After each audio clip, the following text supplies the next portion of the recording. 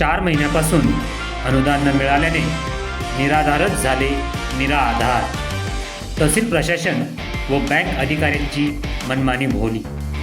शेगाव तहसील अंतर्गत असलेल्या निराधारांना देय असलेला अनुदानाचा हप्ता 1-2 महिने नव्हे तर तब्बल 4 महिन्यापासून मिळाला नसल्याची ओरड निराधारांकडून होत आहे।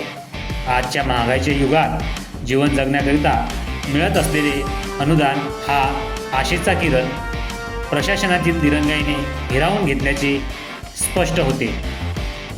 तरी याबाबत प्रशासनातील अधिकारी उडवाउडवीची उत्तरे देत असतात। याबाबत प्राप्त माहितीनुसार प्रशासनातून प्राप्त निधी हा बँकेकडे देण्याची तरतूद असली तरी कोणत्या मार्गात हा अनुदान निधी अडकला आहे असा सवाल उपस्थित होत आहे। निराधार लाभार्थ्यांना या महिन्यात अनुदानाचा टप्पा मिळेल अशा आशेने लाभार्थी उठत बसत तर काही पैसे खर्च करून बँकेच्या चक्रा मारत असले तरी याबाबत स्थानिक बँक शाखेतील संबंधित कर्मचारीसुद्धा तसदी घेत नसून अद्यापही पैसे जमा झाले नसल्याचे सांगतात। याबाबत स्टेट बँकेत बचत खाते असलेल्या लाभार्थ्याला विचारणा केली असता अद्यापही पैसे जमा न झाल्याने जीवन जगणे कठीण होऊन बसले आहे। तरी बँकेतून पैसे मिळतील या आशेने बँकेत आले असता निराश होऊन परत जावे लागत असल्याची संतप्त प्रतिक्रिया निराधार लाभार्थ्यांनी दिली।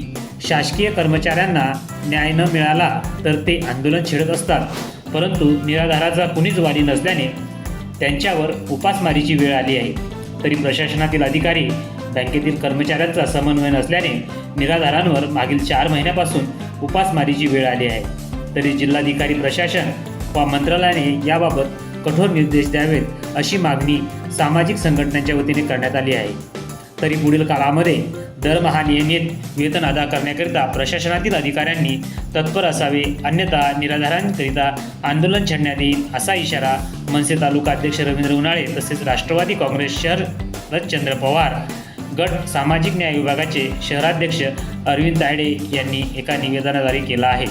तरी प्रशासनाने तसेच बँक अधिकाऱ्यांनी वेळेत निराधारांचे वेतन अदा करून निराधारांना न्याय द्यावा अशी मागणी केली आहे। जनसमूह न्यूज, विशाल असोलकर, शेगाव।